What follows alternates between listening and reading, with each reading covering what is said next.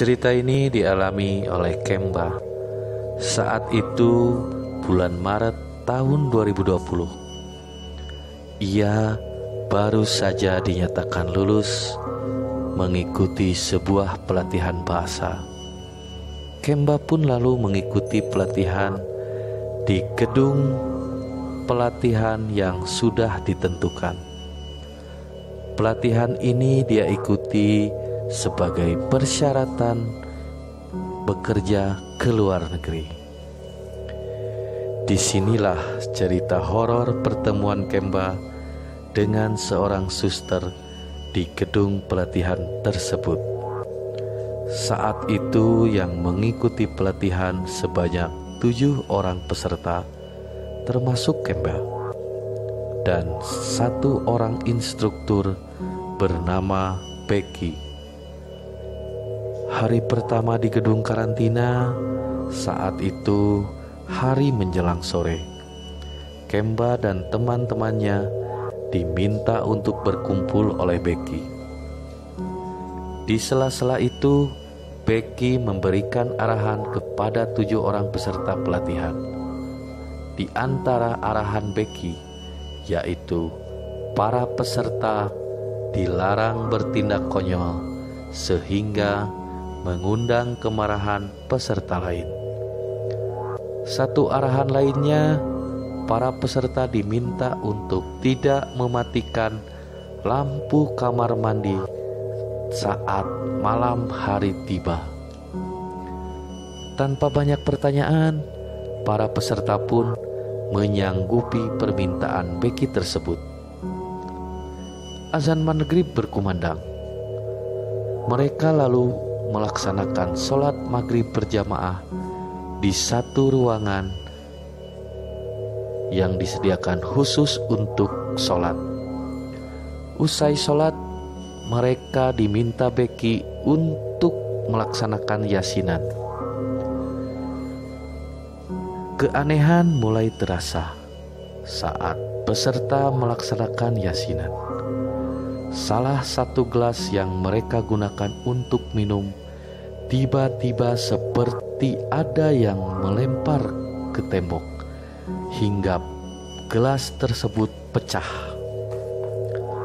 Para peserta pun diam, saling menatap satu sama lain. Becky pun meminta para peserta kembali ke ruang istirahat. Waktu menunjukkan pukul 11 malam. Para peserta terlihat sudah tidur semuanya, kecuali Kemba yang masih terjaga. Tiba-tiba Kemba ingin pergi ke toilet. Meskipun dilarang, rupanya Kemba tidak bisa menahannya. Dia pun akhirnya berangkat menuju ke toilet sendirian. Tak berapa lama kemudian, usai melaksanakan hajatnya, Kemba tak sadar bahwa dia telah mematikan lampu kamar mandi. Padahal jelas-jelas hal itu dilarang sejak awal. Dan benar saja, beberapa saat setelah lampu kamar mandi dimatikan, Kemba dikejutkan oleh suara tangisan bayi. Jumlahnya lebih dari 1 suara tangisannya. Merasakan ada hal-hal horor, Kemba pun langsung berlari ke kamar. Setelah peristiwa itu, rupanya Becky tahu ada yang mematikan lampu kamar mandi. Ia lalu bertanya kepada seluruh peserta tentang siapa yang mematikan lampu kamar mandi. Kemba pun mengakui perbuatannya itu. Ia mengaku tak sadar karena kebiasaan mematikan lampu di rumahnya. Kemba pun lalu menceritakan peristiwa yang dialaminya tadi. Dengan diantar Becky, Kemba pun lalu menyalakan lampu kamar mandi tersebut kembali. Di kesempatan itu, Becky pun kembali mengingatkan kepada para peserta untuk tidak mengulangi hal itu lagi.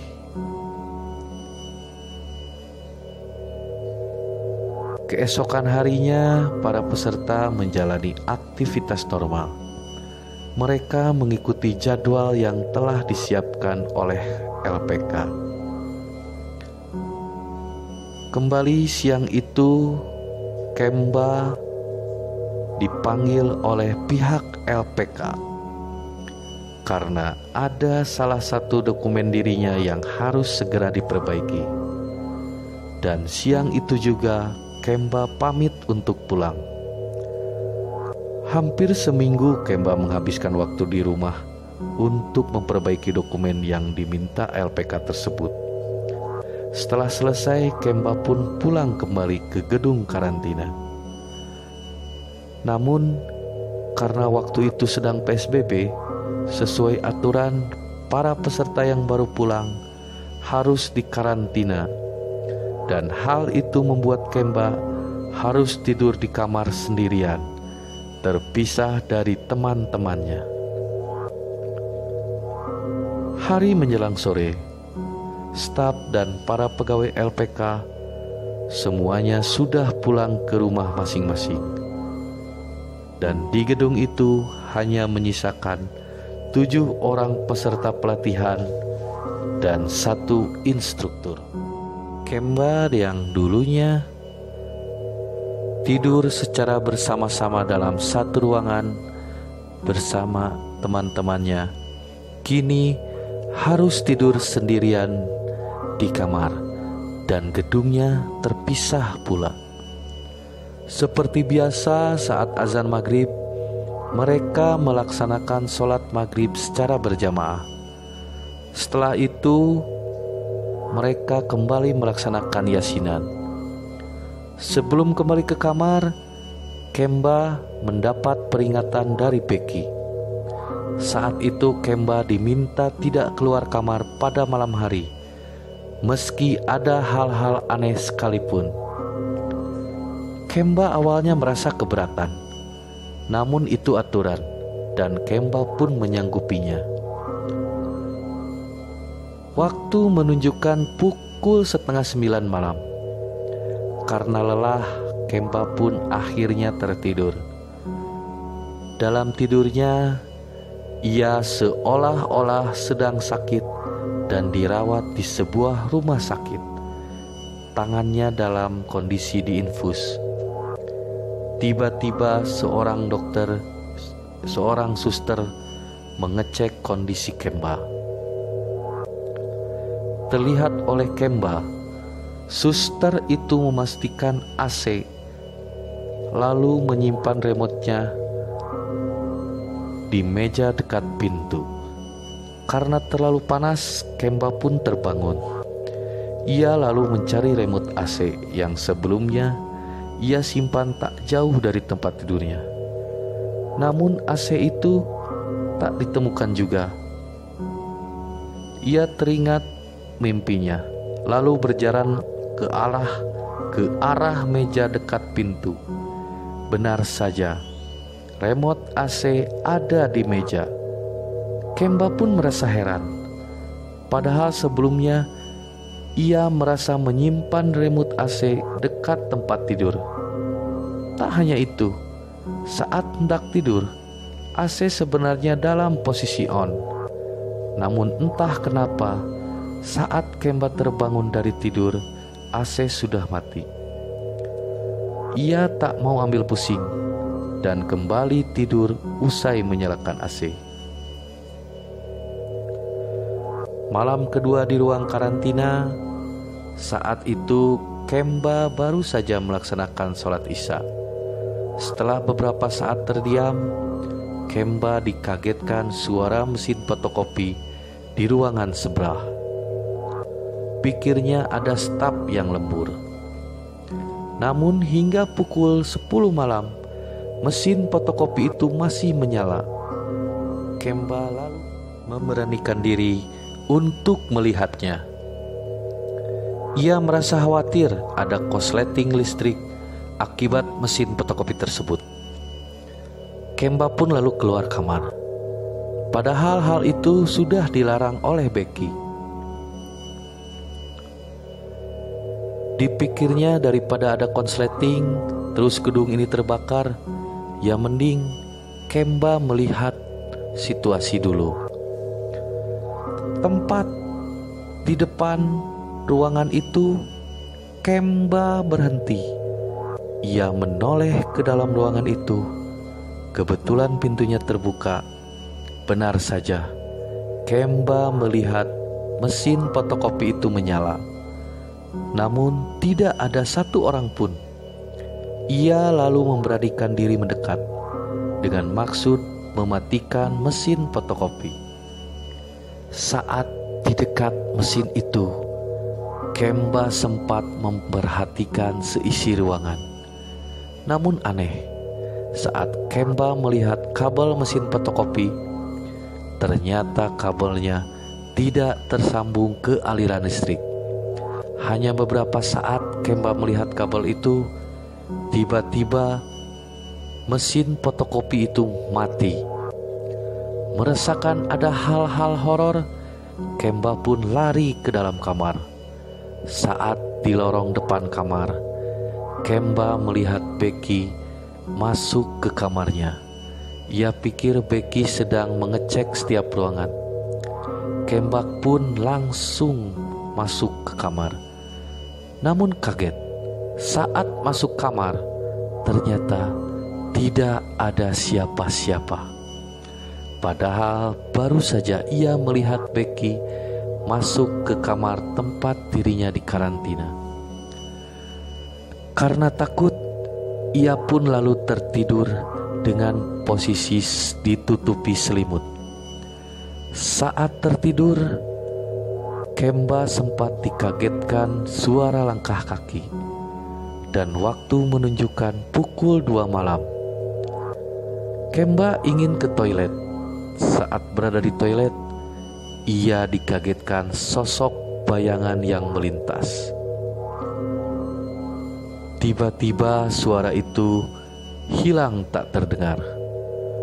Hanya selang beberapa saat terdengar suara tawa perempuan. Lalu Kemba lari ke arah kamar. Untuk menghilangkan rasa takutnya, ia membaca ayat-ayat Al-Quran sebisanya. Tak terasa ia pun tertidur hingga terbangun keesokan harinya.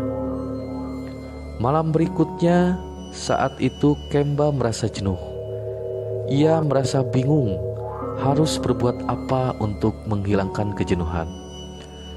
Tiba-tiba terdengar suara seperti ada aktivitas di ruangan sebelah. Padahal waktu itu menunjukkan pukul 10 malam. Akibat penasaran, Kemba pun memberanikan diri masuk ke ruangan sebelah. Tepat di ruangan itu, Kemba melihat dari balik pintu sosok wanita yang sedang melihat ke arah jendela. Kemba berpikir itu Bu Ambar, salah satu staf LPK. Sosok wanita itu memang mirip sekali Bu Ambar. Namun anehnya, kondisi lampu ruangan mati sehingga wajahnya tidak jelas. Kemba lalu berjalan ke arah tangga. Di ujung tangga itu, rupanya Kemba melihat sosok laki-laki sedang memegangi lutut. Pakaian yang dikenakannya serba putih. Hanya berjarak 5 meter, tiba-tiba sosok laki-laki itu menengok ke arah Kemba. Betapa kagetnya dia saat melihat wajah laki-laki itu. Matanya terlihat membesar. Di pipi sebelah kiri bolong, terlihat mengeluarkan darah. Tanpa pikir panjang, Kemba pun lari menutupi badannya dengan selimut. Pada saat ketakutan itu, rupanya di dalam kamar ada wanita mengenakan pakaian serba putih. Kemba lalu bertanya kepada wanita itu. Bukannya menjawab pertanyaan Kemba, wanita itu malah tertawa. Saat wanita itu menengok ke arah Kemba, kondisi wajahnya hancur, di bagian matanya keluar darah. Saking kaget dan takut, Kemba pun pingsan. Lalu saat pagi, Becky melihat Kemba tidur dalam posisi di luar ruangan. Becky lalu berusaha membangunkan Kemba dan bertanya kenapa ia tidur di luar. Kemba terlihat kebingungan. Saat hari sudah siang, Kemba pun menceritakan peristiwa yang dialaminya kepada Becky. Becky pun akhirnya menceritakan asal mula gedung yang mereka gunakan tersebut. Menurut Becky, gedung itu awalnya merupakan rumah sakit. Namun entah kenapa rumah sakit itu bangkrut. Bahkan hingga sekarang tidak ada yang menggunakannya lagi, kecuali LPK tempat Becky bekerja. Lalu soal sosok suster itu, kata Becky, itu adalah suster yang bekerja di rumah sakit tersebut. Suatu hari ia ditemukan gantung diri di ruangan tersebut. Usut punya usut, ternyata ia memutuskan bunuh diri karena diketahui hamil duluan. Karena pihak keluarga tak mengakuinya, jenazah suster itu lalu dikuburkan tepat di belakang rumah sakit tersebut. Kemba lalu melihat ke belakang gedung bekas rumah sakit itu. Benar saja, ada satu makam yang tak dilengkapi batu nisan. Hari berikutnya hingga selesai, Kemba memilih tidur bersama peserta lainnya. Dan sejak saat itu, tak ada lagi gangguan dari para penghuni gedung tua tersebut.